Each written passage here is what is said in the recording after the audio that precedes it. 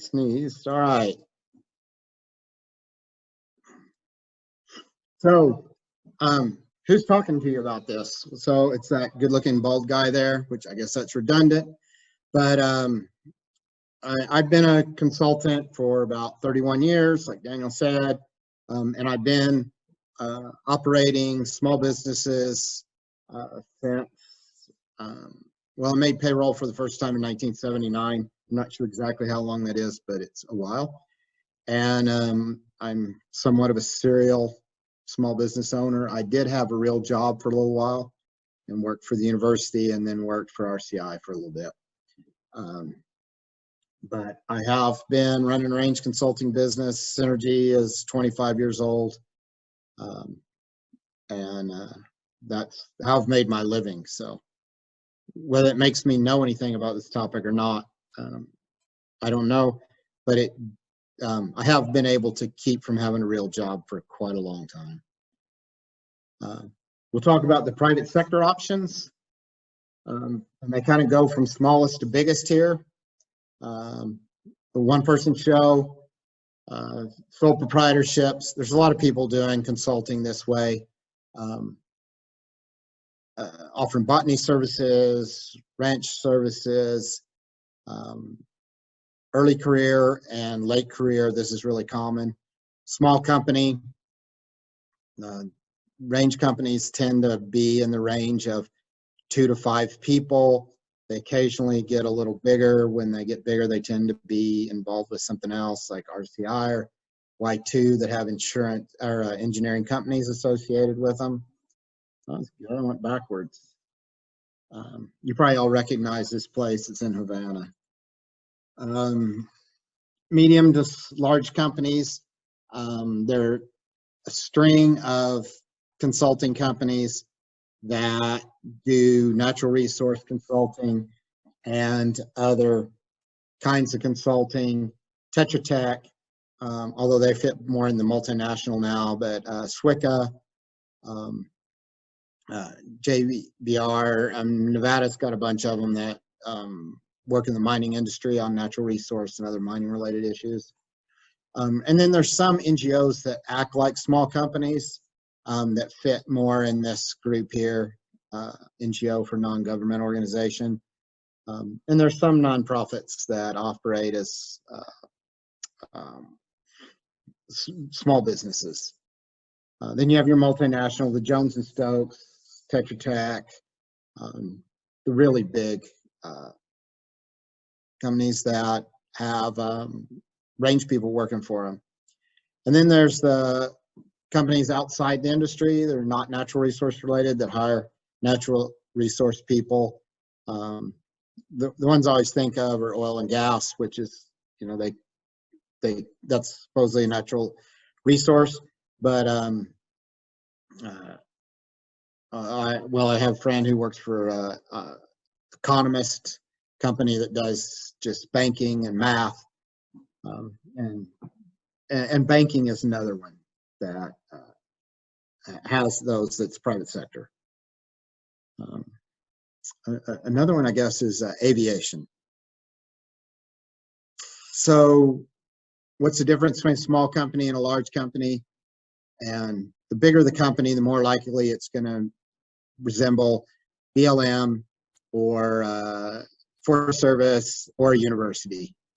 There's going to be lots of layers, lots of management, lots of bureaucracy, and they're going to vary by culture, the independence you get working there, benefits, the amount of administrative work you have to do, and the amount of training that you're going to get. And maybe more than the amount of training is how structured the training will be. And this culture one, that's one that's a big deal for people finding their fit. Some people love working for small businesses, and some people think the worst thing in the world is working for small businesses. And some of that's the independence too. You tend to have a lot of independence if you're the only person there. But if you're working for Jones and Stokes, you're probably going to do it the Jones and Stokes way. Benefits. This used to be one that the smaller a company, the fewer benefits you get, but that's really changed in the last few years. A lot of small companies are offering the same or better benefits than large companies. And we talked about training already a little bit, that it's going to be more formalized. Tends to be the bigger company that you go to. Biggest difference between the private and public sector is you got to make money to stay in the private sector. If you can't keep the tires on the tour bus, you don't get to go play anymore. So while the technical aspects are important, and most people who get into natural resource consulting do it because they're passionate about rangelands or botany or something else, if you don't make money doing it, you don't get to play very much. You have to go get a real job. Skill set. We'll talk about this a little bit, but technical capability, business skills, and people skills, and how they differ inside and outside of the private sector.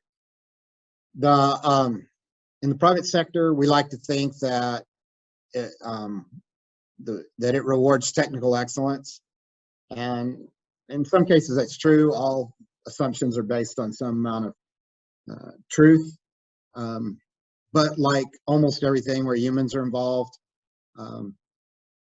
personality and salesmanship are rewarded disproportionately to technical excellence in a lot of cases. I know some consultants that are as good as they can be technically, and some are as good as anybody in the world, and that's why they do what they do. They've left the university, whatever, because they can make more money doing it because they're the best in the world. And in other cases, I know some that are really not all that good technical, but man, they're slick, and people like doing business with them, and they're good enough. Skill set. You'll notice that this slideshow doesn't have the carefully rewarded stuff, so you can read ahead and then take a small nap in between them if you want. Business skills are an important part, and I put small business here because the smaller the business, the more likely you're going to need business skills. And there's a lot of people who have really good technical skills, but it's hard to find technical people. Good technical people have business training experience, because we go to school and we take 10 botany classes, 6 animal science classes, 4 ag eco classes, and 1 accounting class. And the other is a smaller business, and then more successful you are and this applies to project managers, depending on where you are in the scale of a business. If you're a project manager or somebody above the project managers in a big consulting company, you're going to need a lot of business stuff. If you're strictly a botanist and you work for Tetra Tech, you probably can go do botany all day, every day, and not have to worry about the business part. Somebody else is doing that for you. But in a small business, one of the reasons that 80 to 95% of small businesses fail, depending on which set of statistics you look at, is because it's really hard to mix this technical part with the business part. And when you're doing the business part, most field people hate the business part, and so you don't want to do it. Or you start doing the business part all the time, and then you don't have any time to go to the field. And the other part is luck. The good business instincts.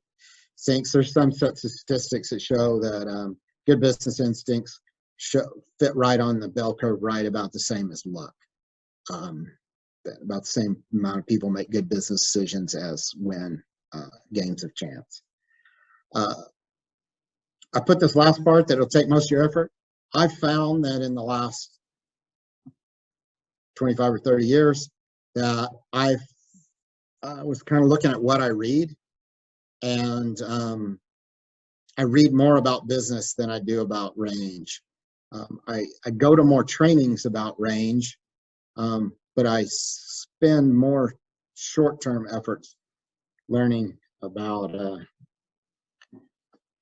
how to run the business. Like, I think I'm pretty good at running line point intercept after 100,000 or so, but there are a few tens of thousands. but business changes every day. Soils don't change so fast, so that's a good thing, but business is changing every day. People skills. While there's some of my favorite consultants that have very few people skills, and I really like working with them because there's some of the most amazingly talented technical people I know. They have to find partners to go sell their jobs because they just hate to sell jobs and they just want to be in the field. They want to be in front of their computer running the numbers. So they partner up with somebody else to go sell the jobs. You need to be able to solve problems, and not just technical problems, but you got to be able to solve people problems. And this is in any job, but the smaller the business, the more closely you are to the customer, unless that's your job, customer relations. But for a technical person, you're most likely to be close to the customer in a small business, and people get mad at you, and people are stressed. And one of the things about a lot of natural resource consulting is that you're there to solve problems, and so nobody calls you until there's a problem. So people are unhappy when they start with you, and you got to work to help them be more happy, and you got to listen to them because they're probably not the first person that the BLM has harassed or the first person that's got in trouble with the State Water Board. But it's their life and their livelihood. The other part is managing people. I mean, this is the same in agency, private sector, wherever you are, but you're going to have to, as you move up, you have to manage people that work for you, that report to you. The topic for today is, how does this manage, money and natural resources, is that in small business consulting, which is where I spent my life, you've got to do all of these things in addition to your technical skill sets. You have to motivate peoples, and motivating peoples is almost as hard as motivating people. And I managed to misspell that in every instance. So I'm sorry to my grammar teacher. So while it may be true that, well, this is something I thought it was on a different slide. I tripped myself up here, but that managing natural resources is really just managing people. I don't know who told me this, but I've quoted it a bunch of times without crediting it, is that the only thing that matters in natural resource management is managing people. And if you take the people out of the ecosystem and wait long enough, because what's a billion years to a rock? Mother Nature will fix it. So recognizing this, I think, is a really important part for all of our natural resource jobs, but it comes under that people skills part of doing this. So if you have a question, this would be a good time to just unmute yourself and interrupt. These individuals will handle your questions, and or if you feel like you don't want to ask a question, they've provided a few questions that you should have asked. So, and Daniel, I can't see the little hand raising now because I don't know how to run three screens at a time, but if there is one, just interrupt me and we'll go from that. And so here's the first question is, should I go to work in the private sector? And Kim Zimmerman's studying that really carefully, looking, because he's been in it about 5 different ways. And that just depends on you. And if you want to work in the private sector and you never have, you need to think about how important is security to you. What is your risk tolerance? What are your dreams? How much independence do you have and how much do you want? What do you think about travel? And what do you want to do? So security. Uh, in your business books, it's going to tell you the bigger the place you work for, the more security you have. In observing how the world's worked in the last 5 to 10 years, I don't know that that's the case. I think that for a lot of people, the most secure job in the world is working for themselves because they control all of it. But to do that, you got to have a high risk tolerance because you got an 80% chance of failing. And do you want to fail? And I'm not sure exactly which, but this is somewhere between my 5th and 6th business, 7th business maybe, and only 2 of them have made any money. I'm a slightly ahead. I'm 1 business ahead, and one of the ones made I think $386 in 2 years, so it did make money, but I didn't retire off of that one. And then your risk tolerance. That's something you got to really be honest with yourself about, is how well do you sleep at night, and does it bother you if you can't sleep at night? There are some of the business advisors that'll tell you if you're not willing to gamble your home on your business, that you shouldn't be starting a new business. I don't know that to be true, but it's probably a good rule of thumb. And your dreams, is there somebody out there doing what you want to do, or do you got to go do it yourself because nobody else is doing it? You got to figure that out. And your independence is, we can talk about it a little bit more later. I think I have another slide on this, but are you a self-starter, or do you really take instruction poorly? And do you need to be working for yourself because you're unemployable by anybody else? And I think if you look at a lot of small business people, they seem like they might be good employees, but there's probably a high likelihood there's a bunch of them that really are not.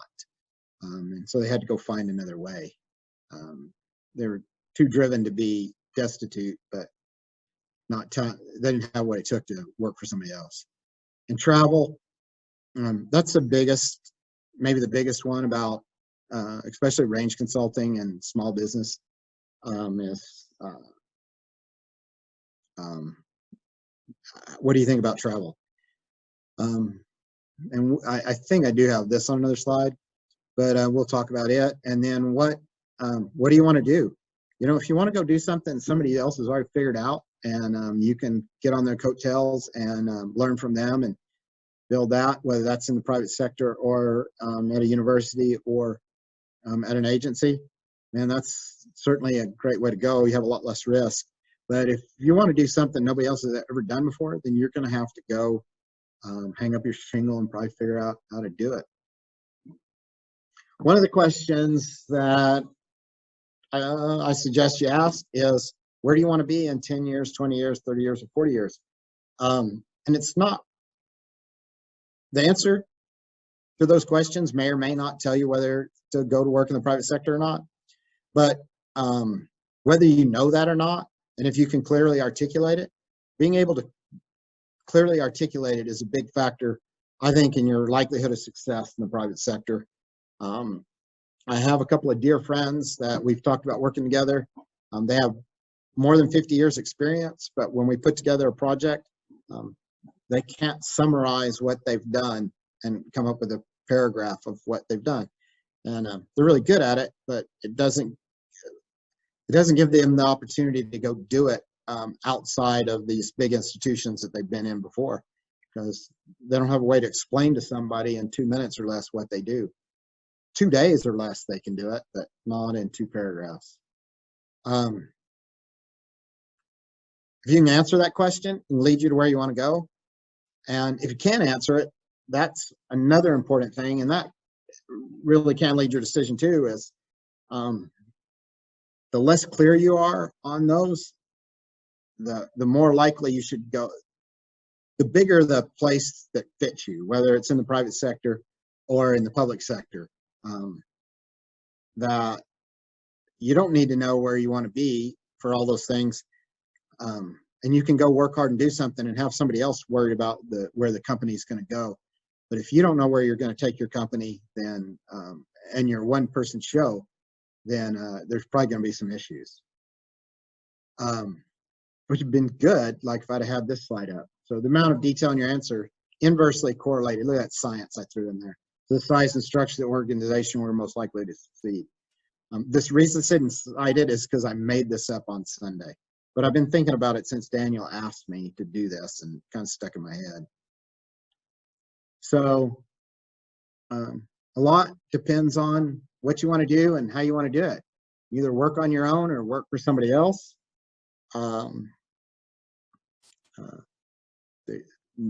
There are dangers to working to either of these approaches. If you're going to own a small business, I could go on this for 30 or 40 hours riding around a pickup of answering questions about small businesses and what it takes to do it, because it's what I've done most of my life. But you're going to need a high tolerance for risk and likely a high tolerance for debt, and the ability to raise money. I was talking to another guy on a project yesterday, and I would probably rephrase this after that call yesterday. But we were talking, we're working with some startups actually in the carbon market that Garth was talking about today. And it's really hard to figure out what they're doing and where they're going to be next. And the guy I'm working with said, well, that's because they're always looking for the next bit of venture capital. And they're not looking about what the results are going to provide. They're selling the sizzle. Whereas what we had to do was determine whether we were going to do 25 or 27 key areas on the project. They're just going to save the world. And I hope they do. So, and then the tolerance for debt is an important one, and it's an important part of, how not only your tolerance for debt, but if you have a family, their tolerance for debt. Because, if, you can buy a $90,000 pickup. Well, used to you could if you just had the money. Now you can get in line to buy one. But,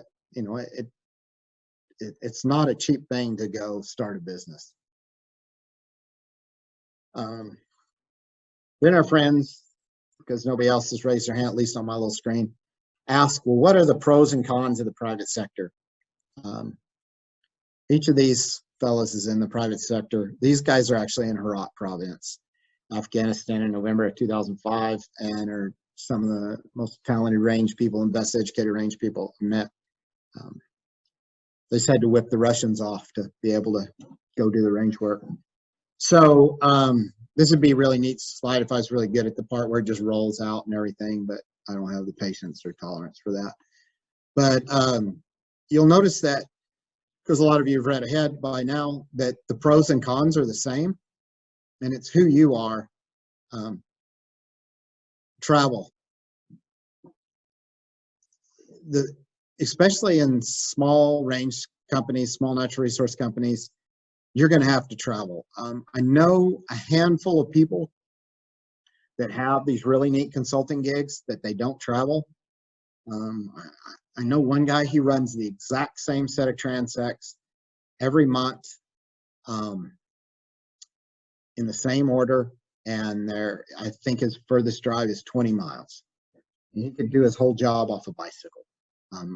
But there's a lot of the rest of us. One of the jokes among range consultants is that we see each other going down the highway, and I'm on my way to Utah, and I pass the guy that I work with who lives in Utah on his way to Montana, because everybody likes to hire an expert from more than 100 miles away. But so if you like to travel, that's a real pro. I badmouth travel a little bit, but only because I've done it a lot. And but I really am happy to get in the road, and I'm perfectly happy to wear out perfectly good pickups going to somewhere to look at somebody else's grass and somebody else's cows. If you hate to travel, you need to go find a job where you don't travel, which is probably not small business and natural resource consulting. Field work, from what I've seen, you're more likely to do field work in the private sector and across the whole scope of large to big. Small company, you're doing field work because you don't have anybody else to do it. Big companies, if you want to do field work, you can go do field work because that's all they want you to be doing, because they have somebody else to handle all the other aspects. If you hate to do field work, it does get hot, cold, windy, and buggy out there. Then go and get a job as a field botanist in a one-woman organization is probably not the way to do it. But it does seem like the more universities and agencies, even if you have a field-oriented position, it seems like you get to do less and less field work every year, and certainly every generation. The good part about being in the private sector is there's no upper limit to your income.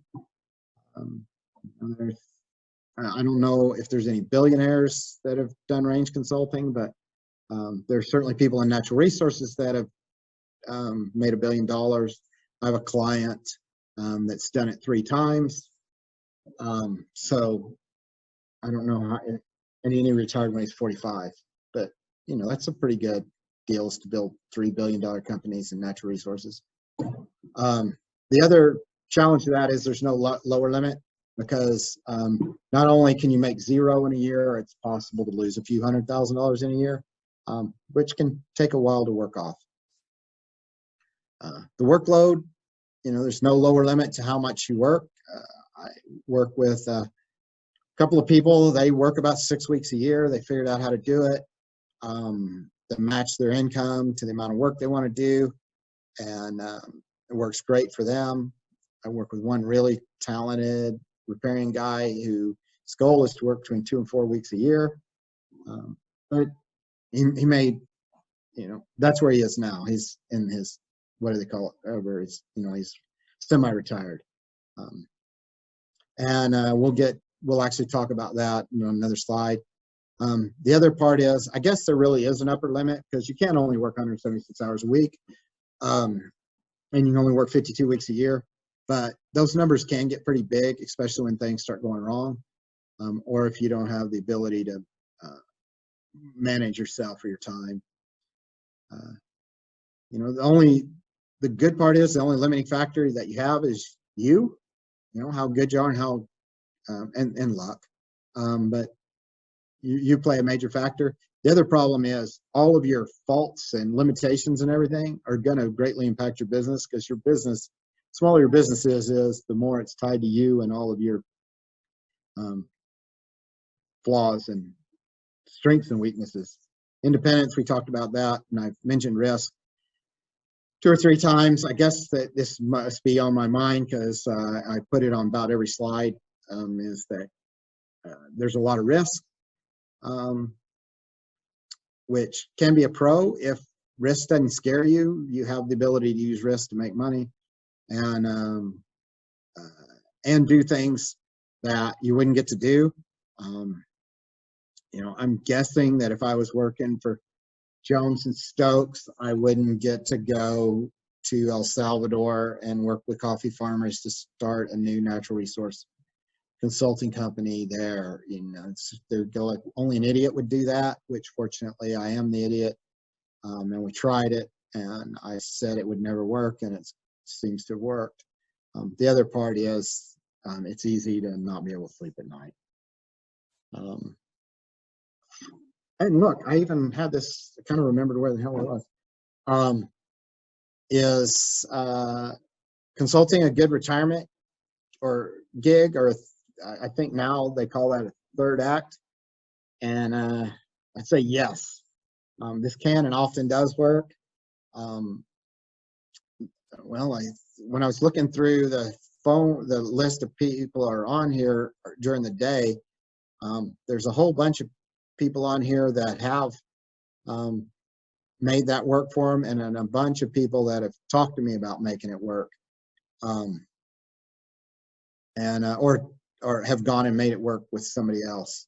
The biggest thing is you got to figure out what you can do and what you want to do, and then go convince somebody to let you do that.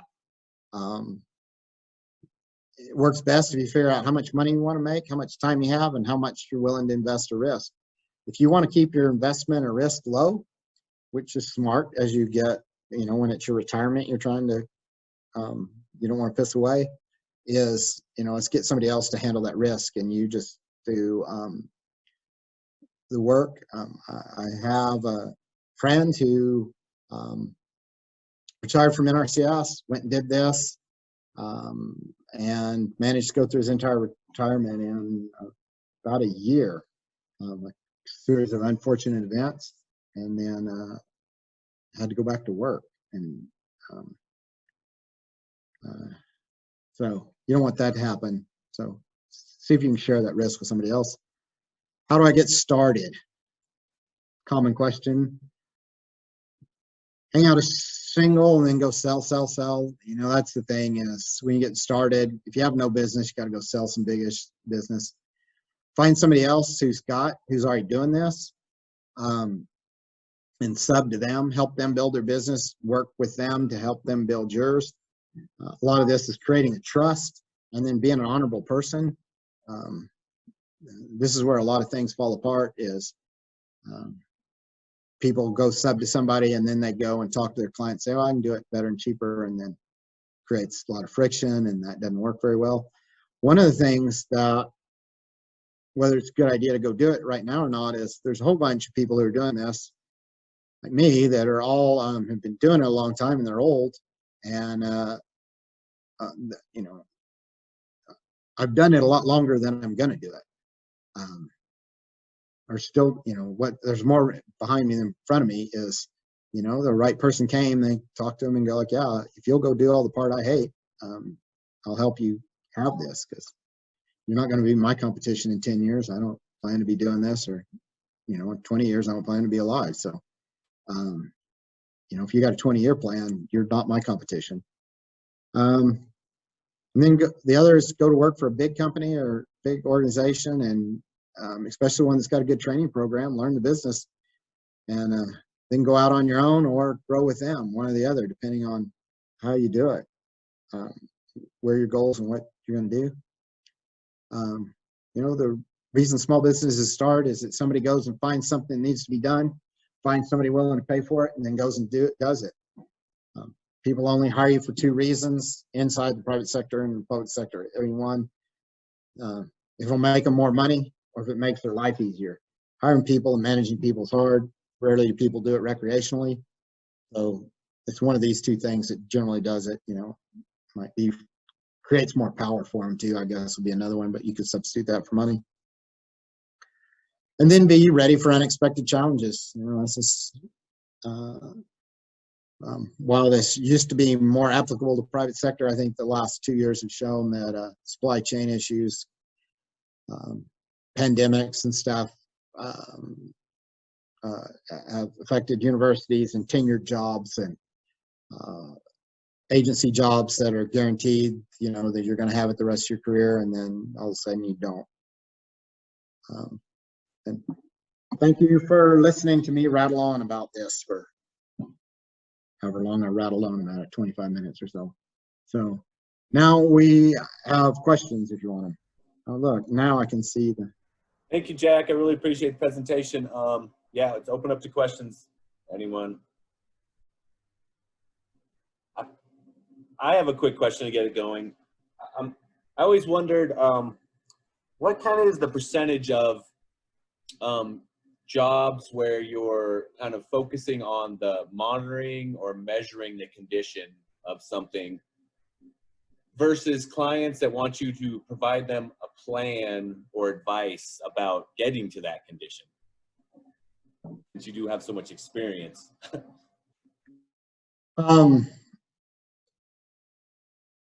So it's about 80-20. So 80% of the money is related to collecting data. 20% is just solving problems. But 80% of our clients are coming to us to create a plan or solve a problem. And that's sort of a lot like Mike's presentation, is that the median and the mean are a long way from each other, is that the money, there's more money in the big jobs, which are just straight field work. But to make it work, you gotta, ideally, if you have a client, I have clients that I worked for 30 years that their bill for the year is somewhere between $200 and $400. I can't really retire off of that. But that's all it takes to keep, they've done a good job of putting their monitoring in place, and they can solve the problems, most of the problems themselves. It's just a few hours, a few phone calls a year, and maybe one visit to take care of it. Did that answer your question? Yeah, thank you. Then while somebody else